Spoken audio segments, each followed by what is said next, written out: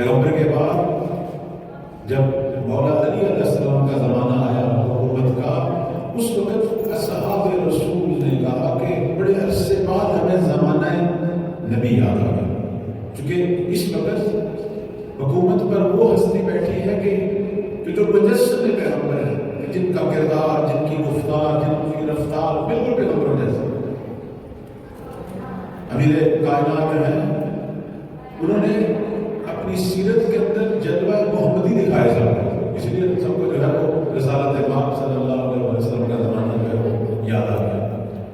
یا جب ہم کہتے ہیں کہ امام زمان علیہ السلام کی حکومت قائم ہو گئی، آ چکے شب چار شبہ بھی ہے، بدھ کی رات ہے، تو وہ اسی لیے وہ حکومت دنیا کی محبوب ترین حکومت ہوگی اور پوری دنیا اس سے راضی ہوگی، کیونکہ اس حکومت کا جو سربراہ ہے وہ اسی طرح حکومت کرے گا جس طرح سرکار رسالت پاک حکومت کرتے تھے۔ اور یہ میں خود نہیں کہہ رہا ہوں، کہ حدیث میں ہے، خود امام مہدی علیہ السلام سے جب پوچھا گیا کہ آپ بعنوان حاکم الہی جب پوری دنیا پر حکومت کریں گے تو کن کی سیرت پہ چلیں گے؟ فرمایا اسیر و بصیرت جدی، میں اپنے دادا کی، اپنے نانا کی سیرت پہ چلوں گا۔ اور خود احادیث میں یہ ہے، پاک پیغمبر صلی اللہ علیہ وسلم سے نقل ہوا ہے کہ مہدی جو ہے وہ صرف میرا ہم نام نہیں، صرف ہم کنیت نہیں، صرف شکل و شمائل میں مجھ جیسا نہیں، بلکہ اپنی سیرت میں بھی میں محمد جیسا۔ تو ہمارے تمام آئمہ کی عظمت یہی ہے کہ وہ سیرت میں خوشبو دیتے تھے پیغمبر کو، اور اسی کی لائی ہوئی شریعت کے محافظ تھے، اسی کو انحراف سے بچاتے تھے، انہی کے لائے ہوئے دین کی تشریح اور تفسیر کرتے تھے، اور انہی کا کردار ان کے اندر سے نمایاں ہوتا تھا، تو اسی لیے ان کے عاشق ہوتے تھے، کیونکہ وہاں سب کچھ جو ہے وہ پیغمبر جیسا نظر آتا تھا۔ اور امت کے لیے بھی یہی ہے کہ امت جو ہے وہ بھی اپنے اندر کردار محمدی پیدا کرے، وہ بھی رفتار میں پیغمبر جیسی ہو۔ اسی لیے بہت زیادہ زور دیا گیا کہ سنت نبوی کو احیا کیا۔ اس وقت سب سے زیادہ جس چیز کو چھوڑ دیا ہے وہ سنت پیغمبر ہے۔ ہم اس وقت ایک ایسے دور میں گزر رہے ہیں، آپ خود بھی، آج کل تو جدید زمانہ ہے، آپ خود یہ اے آئی کی دنیا ہے، اس میں آپ سوال کریں، انہی سے chat G P T sub چیزوں سے سوال کریں کہ امت اسلام نے کس چیز کو چھوڑا، وہ کہیں گے سنت پیغمبر کو چھوڑا۔ آج نبی کی سنت نظر نہیں آ رہی۔ قرآن مجید جو ہے وہ بتا رہا ہے کہ پیغمبر اسلام کی سنت کیا ہے، جو ہے وہ کفار پر اشدہ ہے، بینہم، لیکن مسلمانوں کے لیے آپس میں جو اہل اسلام ہے ان کے لیے باعث رحمت ہے۔ اب یہ سیرت ہے ہمارے پیغمبر کی کہ کفار کے مد مقابل ہمارے پیغمبر آتے ہیں، دو انداز ہے، لیکن آپس میں ایک دوسرے کے لیے درگزر، ایک دوسرے کے لیے محبت، یہ سیرت ہی ہمارے پیغمبر کی۔ آج برعکس ہو رہا ہے، آج کیا ہو رہا ہے کہ کفار سے محبت کی پیکیں بڑھائی جا رہی ہیں، آپس میں ہم اختلافات کا شکار ہیں، آپس میں ایک دوسرے کو درد و رنج دے رہے ہیں، آپس میں ایک دوسرے کی تکفیر اور ایک دوسرے کو قتل کرنے کی ترغیب دی جا رہی ہے، مصالح کی معاملی جو جنگ ہے، لیکن دوسروں کے ساتھ جو ہے وہ محبت بڑھائی جا رہی ہے۔ یعنی یہ برخلاف ہے سنت ہے۔ سنت کیا تھی کہ اگر درگزر کرنا ہے آپس میں، اگر محبت کرنی ہے آپس میں، صلہ رحمی کرنی ہے آپس میں، ہمدلی پیدا کریں، اتحاد پیدا کریں، یہ ہے سنت۔ ایک دوسرے کو معاف کریں، یہ تھی سنت۔ لیکن دشمن کے مد مقابل متحد ہونا، دشمن کے مد مقابل جو ہے وہ دو ٹوک رہے، وہاں پر جنگ کی ضرورت ہے تو جنگ کریں، اگرچہ وہاں بھی سبقت رحمت کو ہے، اگر صلح کی گنجائش ہے تو صلح کریں، مذاکرہ کی گنجائش ہے تو مذاکرہ کریں۔ اب یہ تھی سیرت، لیکن اب یہ سیرت پیغمبر کہاں ہے؟ کہیں بھی نہیں۔ اس وقت حقوق تلفی کی دنیا میں ہے، ایک دوسرے کے حق کو ختم کیا جا رہا ہے۔ مثلا یہی آیت مجیدہ جو کہتی ہے کہ آپ کے لیے رسول اللہ کی ذات اسوہ حسنہ ہے، ہم اگر ہر پہلو کے اعتبار سے اپنے پیغمبر کی زندگی کو پڑھیں تو پھر ہم خود دیکھیں گے کہ واقعا ہم کتنا ہی سنت نبوی سے دور ہیں۔ مثلا پیغمبر اسلام کی سنت کیا تھی کہ وہ اپنے رات کو مثلا رات کو 3 حصوں میں تقسیم کرتے تھے. ایک حصہ جو ہے وہ سوتے تھے, ایک حصہ وہ عبادت کرتے تھے, ایک حصہ اپنے گھر والوں. حتیٰ ایک دفعہ سوال کیا مولا امام حسین علیہ السلام نے امیر کائنات سے, صلوات پڑھنے والا محمد علیہ. اب چونکہ سید الشہداء کی عمر مبارک 6 سال تھی جب پیغمبر اس دنیا سے گئے, تو انہوں نے سوال کیا اپنے بابا سے کہ میں اپنے نانا کے بارے میں آپ سے پوچھنا چاہتا ہوں کہ ہمارے نانا کا گھر کے اندر طرز عمل کیا تھا. اب یہ سوال بچے کا اپنے باپ سے, اور کس باپ سے کہ جس کی پوری زندگی پیغمبر کے ساتھ گزری, جو انہی کی گود میں پلے, انہی کے ساتھ جوان ہوئے. تو امیر کائنات کا یہ جملہ ہے بحر الانوار میں بھی اور شیخ صدوق العیون میں یہ حدیث بیان فرمائی کہ مولا نے فرمایا کہ گھر کے اندر جو طرز عمل تھا وہ اپنے گھر کے اندر اپنے جو امور تھے اس کو 3 حصوں میں تقسیم کیے ہوئے. ایک حصہ اپنے لیے, ایک حصہ اپنے گھر والوں کے لیے, ایک حصہ اللہ کی عبادت کے لیے. یعنی ہر چیز میں ایک نظم ہے. اور یہاں تک امیر کائنات فرماتے ہیں, کہتے ہیں کہ اگر کوئی شخص اس نظم کو خراب کرتا, مثلا کوئی مہمان آ جاتا, کوئی دروازے پہ ملنے کے لیے آ جاتا, تو اب اس 3 حصے میں سے کون سے حصے سے استفادہ کرتے ہیں؟ کہتے ہیں وہ حصہ جو اپنے لیے رکھا ہوا, مثلا اپنے لیے کون سا حصہ رکھا تھا گھر میں کہ میں نے سونا ہے, میں نے نہانا ہے, میں نے اپنی صفائی کرنی ہے, میں نے دانت صاف کرنے ہیں, مثلا میں نے اپنے ناخن کاٹنے ہیں, اپنے شخصی امور. تو اگر کوئی مہمان آ جاتا تو اپنے شخصی امور والے حصے سے استفادہ کرتے, نہ کہ جو ٹائم گھر والوں کو دیا ہے یا وہ ٹائم جو اللہ کے لیے رکھا اس سے استفادہ نہیں. دیکھیں یہاں سے سنت نبوی سامنے آ رہی ہے. اب میں تھوڑی سی گفتگو کروں گا, آپ خود متوجہ ہو جائیں گے کہ ہم تو بہت دور ہے سنت پیغمبر سے. کہاں ہم لوگ اپنے گھر کے ٹائم کو 3 حصوں میں تقسیم کرتے ہیں. رسول اللہ کی سنت یہ بیان کرنے والے امیر کائنات ہیں, اور یقیناً یہ آل محمد سب کی یہی سیرت ہوگی, لیکن پیغمبر اصل ہے. سب نے اقتدا پیغمبر کی ہے, بلکہ صحیح باتوں میں پیغمبر کی اقتدا تو آل محمد نے کی. ہمارے لیے اگر کوئی اسوہ حسنہ ہے, جیسے قرآن مجید کہہ رہا ہے کہ آپ کے لیے رسول اللہ کی ذات اسوہ حسنہ ہے, تو وہ کس چیز میں اسوہ حسنہ ہے؟ وہ اسی چیز میں. زندگی جب انسان گزار رہا ہے تو ایک اہم ترین جو حصہ ہے زندگی کا وہ گھر ہے. میں نے گھر میں ایک شوہر, ایک باپ کس طرح کی زندگی گزارنی ہے. نبی کریم کا اسوہ میرے سامنے ہے. گھر کے امور کو 3 حصوں میں تقسیم ہے. ایک حصہ آپ کا ہے, ایک حصہ گھر والوں کا ہے, بیوی بچوں کا ہے, اور ایک حصہ اللہ کی عبادت کا ہے. اس کا بعد آپ دیکھیں اس وقت ایک بہت بڑا المیہ, تو بچے جوان کے پوچھتے ہیں کہ ہم کیا کریں. بس گھر کا سربراہ ہے, وہ گھر میں آتا ہے, کوئی بھی میں آپ ہم کس طرح کی زندگی گزار رہے ہیں گھروں میں. ہم گھر میں جاتے ہیں تو یا موبائلوں میں بیٹھے ہوتے ہیں, وہ گھر کا سربراہ, یا ٹی وی پہ کوئی چیز دیکھی جا رہی ہوتی ہے. یعنی اپنے شخصی امور سے ہٹ کر وہ حصہ جو میں نے بھی بچوں کو دینا ہے, آیا دے رہا نہیں دے رہا, بچوں کو نہیں دے رہا, بچوں کو میں بھی نہیں دے رہا, ان سے گفتگو نہیں کر رہا. اصل پتہ ہی نہیں ہے کہ بچہ کیا پڑھ رہا ہے, اس کے کیا مسائل ہیں. کبھی اس کے ساتھ بیٹھ کر گفتگو نہیں کی. بچے کو بھی میں نے یہ لے کر دے دیا, وہ بھی لگا ہوا ہے, وہ اپنا قسم کا گھر میں بیٹھا میرے پاس بیٹھا, لیکن مجھ سے دور ہے. بلکہ میرے ساتھ بھی ہوا ہے کہ ایک دفعہ کسی سے پوچھا کہ ماشاءاللہ آپ کے بچے جو کس کلاس میں ہیں, تو وہ تھوڑا سا متردد ہوا, یعنی اسے یاد ہی نہیں تھا کہ میرا فلاں بچہ جو ہے وہ کس کلاس میں. یہ المیہ ہے. اب اس وقت اس طرح کے دور میں داخل ہو چکے ہیں. نبی کی سنت کیا ہے کہ ٹائم دو, بھی بچوں کے ساتھ گفتگو کرو. اگر چھوٹے بچے ہیں ان سے کھیلو, بڑے بچے ہیں ان سے گفتگو کرو, ان کے مسائل پوچھو, ڈسکس کرو مختلف موضوعات پر. بیوی کے ساتھ بیٹھو, اس کی باتیں سنو. خود مثلا یہ میاں بیوی کی بات ہو رہی ہے, سنت رسول کیا ہے کہ اپنی بیوی کے لیے ایک ایسے شوہر بنو کہ جو اس کی غلطیوں کو معاف کرے. خود ہمارے پیغمبر بھی ایسے بعض ان کی جو ازواج تھی ان کی زبان سے پیغمبر کو بہت رنج پہنچا, لیکن انہوں نے ہمیں عملاً دکھایا اور ہمیں حس کیا سنت پیغمبر. اچھا پھر اس کے اندر ایک چیز جو نبی کریم صلی اللہ علیہ وسلم فرمایا کرتے تھے,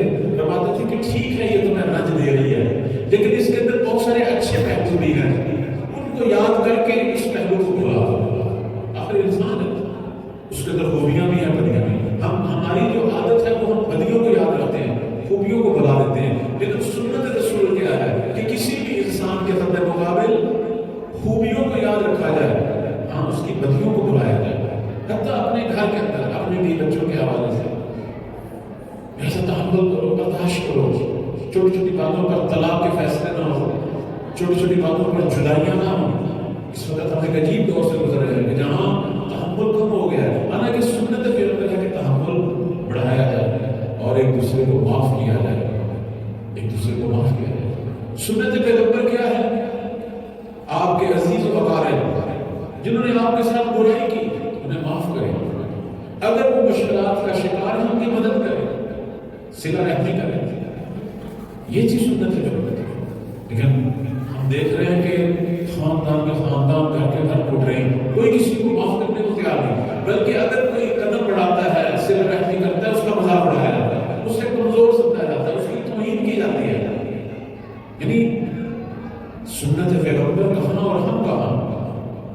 بلکہ بعض دفعہ سوال بھی ہوتا ہے کہ آپ ہمیں یہ کہتے تو ہیں کہ تحمل کریں، رواداری کریں، معاف کریں، لیکن سامنے والا تو ایسا نہیں ہے، وہ جیسے ہماری کمزوری سمجھ رہے ہیں۔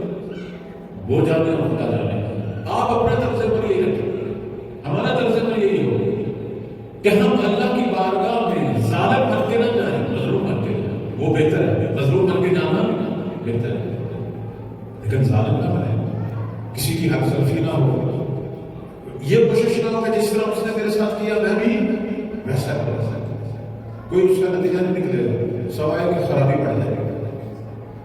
اس لیے کہتے ہیں کہ ایک شخص جو امام زمان علیہ السلام کی خدمت میں پہنچا، کئی دفعہ اس نے کوشش کی لیکن مولا نے شرف یابی کا موقع نہیں دیا، لیکن آخر میں شرف یابی کا موقع ملا جب امام کی خدمت میں پہنچا تو امام نے جو شکوہ کیا وہ یہی تھا کہ تم لوگوں نے صلہ رحمی چھوڑ دی، کیسے میں تم سے؟ یعنی صلہ رحمی اس وقت اہم ترین مسئلہ ہے۔ میرے عزیزو، طلاب کرام بھی موجود ہیں، علماء بھی تشریف فرما، زائرین بھی موجود ہیں، ہو سکتا ہے آپ کی نظر میں یہ چھوٹی سی بات ہو، لیکن یہ اتنی بڑی بات ہے کہ ضرور کرو، اتنی بڑی بات ہے۔ میں نے خود جو کچھ مطالعہ کیا ہے، آپ کے لیے ہو سکتا ہے یہ سادی سی بات ہو، امام مہدی علیہ السلام کے ظہور کو کس چیز نے روکا ہوا ہے؟ آیا یہ طاقتور ممالک نے روکا ہوا ہے؟ نہیں۔ عصر نبوت میں جب پیغمبر نے اپنی حکومت جزیرۃ العرب میں قائم کی، اس وقت بھی طاقتور ممالک موجود تھے یا نہیں تھے؟ طاقتور افواج موجود تھی، لیکن ہمارے پیغمبر نے اپنی مملکت کو بڑھایا ہے۔ 10 سال کے اندر وہ نبی جو ہجرت کے وقت 13 سالہ زحمت کا ثمرہ چند 100 مسلمان تھے، 10 سال کے بعد 1,20,000 مسلمان، اور پورا عرب پیغمبر کے کنٹرول میں تھا۔ بلکہ تعجب کریں گے آپ کہ جنگ احد میں شکست ہوئی، جنگ احد میں مسلمانوں کی تعداد 700 تھی، کفار کی 3,000 تھی۔ اس کے بعد جنگ خندق میں بھی ایک قسم کی شکست تھی، چونکہ یہ صرف دفاع کر سکے، ان کی تعداد 3,000 تھی، مد مقابل کفار 10,000 تھے۔ اس کے بعد جب فتح مکہ کا وقت آیا، مسلمانوں کی تعداد 10,000 تھی، کفار کا بس لشکر نہیں تھا، ان کے لشکر کے بڑے بڑے طاقتور لوگ پیغمبر اسلام کی خدمت میں پہنچ چکے تھے، اسلام لے آئے۔ آپ ان کی زندگی پڑھیں، انہوں نے کس چیز کو دیکھا؟ مثلا یہی خالد بن ولید جو بہت بڑا کمانڈر تھا کفار کے لشکر کا، اگرچہ ہمارے مکتب میں اچھے لفظوں سے یاد نہیں کیا جاتا، وہ ایک علیحدہ داستان ہے اس کی، لیکن آپ اس کی زندگی دیکھیں کہ کیوں مسلمان ہوئے۔ پیغمبر جو مبلغ بھیجتے تھے جگہ جگہ تبلیغ کے لیے، وہ مبلغ نبی کا طرز عمل بتاتے تھے کہ ہم اس شخص کی طرف سے آئے ہیں جو کہتا ہے غلام اور آقا میں کوئی فرق نہیں، عرب اور عجم میں کوئی فرق نہیں، سیاہ اور سفید میں کوئی فرق نہیں، جو اپنے غلاموں کے ساتھ بیٹھ کر کھاتا ہے، جو پروٹوکول نہیں مانتا، جو یہ نہیں کہتا کہ میں کسی سے برتر ہوں، بلکہ وہ یہ کہتا ہے کہ اللہ ان لوگوں کو پسند نہیں کرتا، ان پہ غضبناک ہوتا ہے کہ جو اپنے آپ کو دوسروں سے برتر بنائے، حتیٰ میں نبی ہو کر بھی تم سے برتر نہیں۔ جب بھی کوئی کام ہوتے پیغمبر اپنے حصے کا کام کرتا، اگر بھوک کاٹ رہی ہے تو نبی بھی بھوک کاٹ رہی ہے، اگر کوئی کام ہے تو وہ کرتے تھے۔ حتیٰ نبی اس طرح اصحاب کے ساتھ بیٹھتے تھے کہ باہر سے آنے والے کو پتہ نہیں چلتا تھا ان میں پیغمبر کون ہے اور صحابی۔ اب جب یہ سیرت دیکھی تو بڑے بڑے لوگ، بڑے بڑے کافر، بڑے بڑے ظالم، آخر وہ کیوں مسلمان ہوئے؟ انہیں نبی کی تلوار نے مسلمان نہیں کیا، ہمارے پیغمبر کی کوئی ثروت نے نہیں، یہی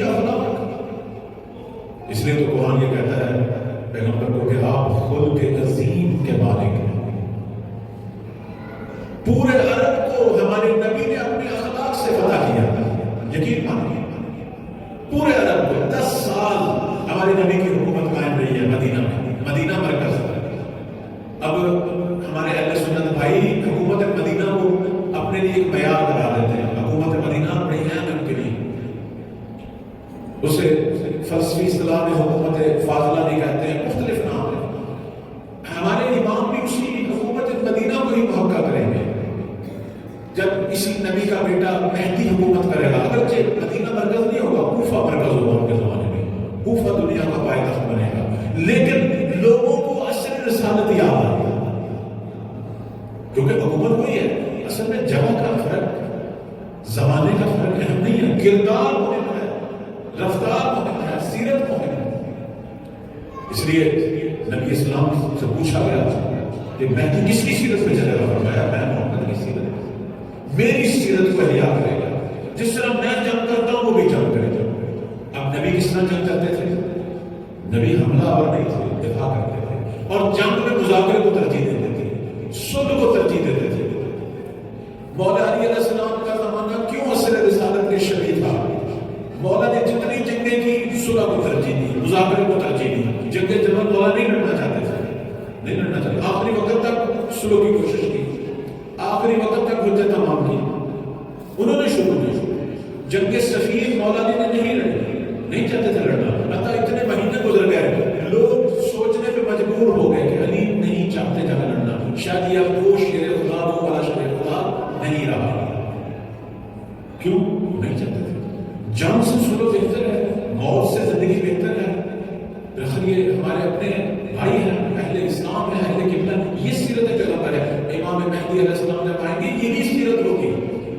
یہ جو مختلف قصے کہانیاں بنی ہوئی ہیں کہ مولا آئیں گے, خون کے دریا بہہ جائیں گے, ہر 10 میں سے 7 آدمی قتل ہوں گے, جو آدمی نماز اور روزہ نہیں پڑھتا ہوگا اس کا سر جلا ہوگا. یہ سب خرافات, سب ضعیف باتیں ہیں, ان کی کوئی حقیقت نہیں. آخر ہم ایک ہادی کے, ایک امام کے منتظر ہیں.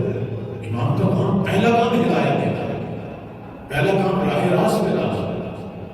کیسے ہو سکتا ہے کہ ایک شخص جو اسے ہدایت نہیں تھی, نماز روزہ نہیں خیال رکھتا تھا, امام بجائے اسے ہدایت دے اسے قتل کر دے؟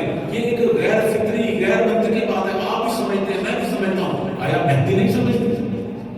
آج کسی بچے کے سامنے یہ مسئلہ رکھا جائے کہ مجھے یہ بتاؤ کہ ایک شخص نماز روزہ جو ہے کسی وجہ سے نہیں چیزوں کا خیال رکھتا, یا اس سے علم نہیں ہے, یا اسے کوئی خوف نہیں ہے, یا اسے کسی نے بتایا نہیں, یا کسی نے اس کی تربیت نہیں کی. اس سے مارنے سے پہلے ہدایت دینا ضروری ہے, یا اسے فوراً اس کا سر قلم کر دو؟ ایک بچے سے پوچھیں گے, بچہ کہے گا نہیں پہلے اسے ایک دفعہ سمجھائیں, حجت تمام کریں.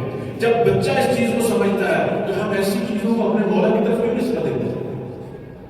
یعنی ایک بدقسمتی ہماری یہ ہے کہ امام کا جو چہرہ خدائی ہے, جو چہرہ محمدی ہے, کہ جس کے اندر محبت زیادہ ہے, بخشش زیادہ ہے, ہم نے اسے قہر والا اور ایک خبیث چہرہ بنا کر پیش کیا. بعض لوگ کہتے ہیں کہ بہار میں یہ روایات ہیں. میں نہیں کہتا نہیں ہے, لیکن بہار ان لوگوں کے پڑھنے کے لیے نہیں ہے, وہ اہل تحقیق کے لیے ہے. جو کہ علامہ مجلسی نے خود مقدمہ میں لکھا ہوا ہے کہ میں نے صرف جمع کیا, اس کے اندر خشک و تر سب کچھ موجود ہے, صحیح غلط سب کچھ موجود ہے. اہل تحقیق آئیں, حق کو باطل سے جدا کریں. لہذا ہر آدمی کو, حتیٰ ہر طالب علم کو, ہر مولوی کو حق نہیں ہے, اگر اسے علم حدیث کا پتہ نہیں ہے, درایت کا پتہ نہیں ہے, علم رجال کا پتہ نہیں ہے, فہم حدیث کا پتہ نہیں ہے, اسے حق نہیں ہے بہار سے, بہار الانوار سے جو ہے وہ روایت کرتا ہے. اس پہ کام کرے. امام جب آئیں گے ان کی یہ حالت نہیں ہوگی. فرماتے میں اپنے نانا کی سیرت پہ چلوں گا, میں محمد کی سیرت پہ چلوں گا. حتیٰ فرمایا میں اپنے دادا علی کی سیرت پہ چلوں گا, اسیروں پہ سیرت جدی علی ابن ابی طالب. یہ مولا کا جملہ ہے. ان کی سیرت کیا تھی؟ امیر کائنات کی سیرت کیا تھی؟ یہی تھی کہ وہ مذاکرے کو, صلح کو جنگ میں ترجیح دیتے تھے. علی جنگ کا آغاز نہیں کرتے تھے, امام مہدی بھی جنگ کا آغاز نہیں کریں گے. آپ نے اگر اس موضوع پہ پڑھنا ہو, روایات موجود ہیں, کہتے جب مولا ظہور کریں گے مکہ سے, جب میرے مولا کا ظہور ہوگا, اہل مکہ پر کسی قسم کی کوئی سختی نہیں ہوگی. اہل مکہ سے محبت کا اظہار ہوگا, لیکن مکہ والے خود ہی شورش کریں گے, خود ہی قتل عام کریں گے, مولا کے ناصروں کو قتل کریں گے. حتیٰ جس شخص کو پلٹیں گے، امام کو جو مدینہ کی طرف جا رہے ہیں، کسی اور واپس آئیں گے، اہل مکہ سے گفتگو کریں گے، مذاکرات کریں گے، انہیں سمجھائیں گے رائے حق کی طرف، پھر ایک شخص کو امیر بنائیں گے، پھر جب امام اپنی افواج کے ساتھ نکل جائیں گے پھر اہل مکہ دوبارہ شورش کریں گے، پھر ظلم کریں گے، پھر مولا کے بنائے ہوئے امیر کو دوبارہ قتل کریں گے. یعنی 2 دفعہ حجت تمام ہو گئی، تیسری دفعہ جب مہدی پلٹیں گے پھر ان سے جنگ کریں گے. یہ سیرت ہے، یہ سیرت پیغمبر ہے. فتح مکہ کیوں ہوا؟ معاہدہ ہوا تھا کہ ہم نے ایک دوسرے کا قتل عام انہوں نے توڑا، ورنہ پیغمبر جو ہے مکہ پہ حملہ نہ کریں. عہد کے بعد ایک بہت بڑی سیرت جو ہمیں ذات رسول سے جس کا آج مہیا ہونا چاہیے وہ پابندی ہے عہد کی. اگر کسی سے کوئی وعدہ کیا ہے بے شک آپ کے خلاف جا رہا ہے، بے شک آپ کے نقصان میں جا رہا ہے، اگر کیا ہے تو آپ اس کی پابندی کریں، اگر کیا ہے تو اس کی پابندی کریں. کہتے ہیں کہ امام زمان علیہ السلام کی جب حکومت آئے گی اور اللہ ہم سب کو وہ حکومت دکھائے کہ جس کے اندر محمدی جلوے ہوں گے، اور آ چکے شب ولادت باسعادت ہے پیغمبر اسلام کی، اور انہی کے نسل سے آنے والے محمد جو وقت کے امام ہیں ان کا زمانہ غیبت ہے، اور اللہ ہم سب کو زمانہ ظہور بھی دکھائے انشاءاللہ. کہتے ہیں جب مولا کی حکومت قائم ہوگی اس وقت دنیا مہدی کے اندر 3 بڑی صفتیں دیکھی گئی، اور یہ صفتیں وہی ہیں جو ہمارے پیغمبر کی، یہ صفتیں وہی ہیں جو مولا کائنات کی. پہلی صفت کیا ہے؟ دیکھیں گے کیسی ہستی مقام حکومت میں تشریف فرما ہے کہ جوادن بالمال علامت المہدی. مہدی کی جو علامتیں ہیں، جو صفات خاص ہیں کہ جس سے مہدی پہچانا جائے گا، وہ کیا ہے؟ جوادن بالمال، مال کی سخاوت کرنے والا، مال کی کوشش کرنے والا، جہاں جہاں ضرورت ہے وہاں مال کی سخاوت کریں گے. ان کے دور حکومت میں کوئی شخص فقیر باقی نہیں رہتا. اب یہاں یہ تصور کر لینا کہ ایک جگہ ہوگی جہاں سے ہمیشہ مال ملے گا، وہ بھی کچھ حد تک ٹھیک ہے، لیکن ہم اس کو اس معنی میں لیں کہ ایک ایسا جامع اقتصادی پروگرام ترتیب دیں گے، نہ کہ دنیا کو قاہر اور سست بنانا ہے. دنیا کو قاہر اور سست نہیں بنانا کہ گھر میں پڑے رہے اور مال وصول ہوتا رہے. چونکہ ہمارے نبی کا یہ فرمان ہے، فرماتے ہیں کہ مجھے سخت ناپسند ہے وہ شخص جو سست ہے، جو قاہر ہے، جو ہمیشہ ناتوانی کا اظہار کرتا ہے اور جو اپنا بوجھ دوسروں پہ ڈالتا ہے. بلکہ ایک جگہ پہ پاک پیغمبر کا فرمان ہے کہ اللہ اس شخص پہ لعنت کرتا ہے جو اپنا بوجھ دوسرے پہ ڈالتا ہے. کام کر سکتا ہے، کام نہیں کرتا. بلکہ یہ مشہور فرمان ہے نبی کا، فرماتے ہیں کہ اللہ کی عبادت کے 70 جز ہیں اور سب سے زیادہ حصہ عبادت کا مال حلال کی طلب، مال حلال کی طلب. خود ہمارے نبی جو ہے وہ کام کرتے ہیں، ہمارے ائمہ کام کرتے ہیں. یقین مانے یہ سیرت ہے. پیغمبر محمد امین کیوں مشہور ہوئے؟ کیوں دنیا انہیں امین کہتی تھی؟ کاروبار میں امین تھے، قافلے تجارت کے لیے لے کے جاتے تھے. اس کے علاوہ اس حد تک پیغمبر کی شہرت تھی، حضرت خدیجہ سے شادی سے پہلے ان کے تمام قافلوں کا انتظام ہمارے پیغمبر کے پاس تھا. اسی زمانے میں پیغمبر امین مشہور ہوئے جب حضرت خدیجہ کے ساتھ اقتصادی کام شروع کیا. اتنا بہترین انداز سے ان کے مالی سسٹم کو پیغمبر نے مدیریت کی اور بڑھایا، اتنا بہترین انداز. کہتے ہیں عرب کے لوگوں کا اتنا اعتماد تھا کہ اپنی امانتیں پیغمبر کو سپرد کی تھی. اگر جو دشمن تھے، مشرک تھے، ویسے نبی کی جان کے دشمن تھے، لیکن پورے عرب میں محمد سے بڑھ کر کوئی امین بھی نظر نہیں آتا. میں ایک چھوٹا سا سوال کرتا ہوں. شب ہجرت امیر کائنات کو اپنے بستر پہ سلا کے کہا علی یہ امانتیں ہیں میرے سپرد، اور کہا یہ امانتیں لوگوں کی واپس کر کے پھر مدینہ کی طرف آنا. وہ امانتیں کن کی تھی؟ مشرکین کی تھی. یعنی وہی جو جان کے دشمن تھے وہ اپنی امانتوں کے لیے پیغمبر سے بڑھ کر کسی کو امین نہیں. یہ سیرت ہے اصل میں امت محمدی کی. یہی سیرت ہے کہ وہ امین ہو. میں آپ سے ایک چھوٹا سا سوال کروں گا. چھوٹا سا سوال آ چکے شب میلاد ہے. مجھے یہ بتائیں اس وقت بہت بڑا المیہ ہم سب کا، ہم سب اس کے اندر سب کا سب سے بڑا المیہ یہ ہے کہ امین نہیں. اگر کسی نے کوئی بات کی ہے تو اس میں امین نہیں ہے. اگر کسی نے اپنا کوئی راز بتایا ہے اس میں امین نہیں ہے. اگر کسی نے کوئی مال دیا ہے اس میں امین نہیں ہے. اگر کسی کے ساتھ کوئی معاملہ کیا ہے اس نے امین نہیں ہے. کہتے ہیں ایک دفعہ ایک شخص امام جعفر صادق علیہ السلام کی خدمت میں پہنچا. صلوات پڑھا محمد. چونکہ شب میلاد صادقین بھی ہے اور چھٹے مولا کا بھی ذکر کرنا چاہتا ہوں کہ ایک شخص چھٹے مولا کی خدمت میں پہنچا اور کہنے لگا میں نے آپ کے فلاں جگہ پہ شیعہ دیکھے ہیں جو ماشاءاللہ جیسے آج کی زبان میں کہوں یہ میری تعبیر ہے جو بڑے عزادار ہیں. ہم جب کسی کی تعریف کرتے ہیں کسی شیعہ کی ہم کیا کہتے ہیں کہ ماشاءاللہ بڑا عزادار ہے, بڑی اس نے زیادتی کی ہوئی ہے, یہی کہتے ہیں بڑا باطنی ہے. اس کے علاوہ کوئی اور تعریف نظر آتی. جب مولا نے سنا فرماتے ہیں کہ مجھے یہ نہ بتاؤ بلکہ مجھے ایک چیز بتاؤ. اب آپ توجہ فرمائیں, یعنی چھٹے امام کی نگاہ میں شیعت کا معیار فرماتے ہیں مجھے یہ بتاؤ جب بولتے ہیں تو سچ بولتے ہیں اور کسی کے ساتھ معاملہ کرتے ہیں تو امین ہوتے ہیں یا نہیں. بس یہ بتاؤ. اگر یہ چیزیں ہیں تو ہمارے شیعہ ہیں, اگر یہ چیزیں نہیں ہمارے محب ہیں, شیعہ نہیں. یہ معیار تشیع. شیعہ حقیقی کیا ہے؟ جو حقیقی معنوں میں امت محمدی کا حصہ ہے. کہتے ہیں ایک دفعہ کہ گروہ 8ویں مولا امام رضا علیہ السلام کی خدمت میں آیا. صلوات پڑھنے پر محمد آگے کہنے لگے کہ مولا کو بتاؤ. خادم کو کہا, وہ جو مولا کے گھر کے باہر خادم تھا یا جہاں امام قیام فرمایا ہوا تھا, خادم تھا, غلام تھا. بڑے فخر سے کہا ہمارے مولا کو بتاؤ کہ شیعہ نے حیدر کا لا ہے. اس نے جا کے پیغام پہنچا دیا 8ویں مولا کو. امام نے پیغام سنا, فرمایا کہ نہیں ملاقات کی اجازت نہیں. باہر رہ گئے. امام اپنے کاموں میں مشغول. ایک دن گزرا, 2 دن گزرے, تیسرے دن رونے لگے. کہا ہماری غلطی کیا. جب ان کا شکوہ پہنچا تو امام نے فرمایا ابھی نے لایا. جب آئے مولا ہم آپ کی زیارت کے لیے کوفہ سے آئے. کہاں سے آئے اور آپ ہمیں زیارت کا شرف نہیں دے رہے. فرمایا تم نے جو دعویٰ کیا تھا تم اس کے مطابق نہیں تھے. تم نے کہا ہم شیعان علی ہیں, لیکن میں تم میں سے کسی کو ابوذر جیسا نہیں دیکھ رہا. میں تم میں کوئی سلمان جیسا نہیں دیکھ رہا. میں تم میں کوئی مالک جیسا نہیں دیکھ رہا. تم ہمارے محب ہو, شیعہ نہیں. شیعہ بننا بہت مشکل.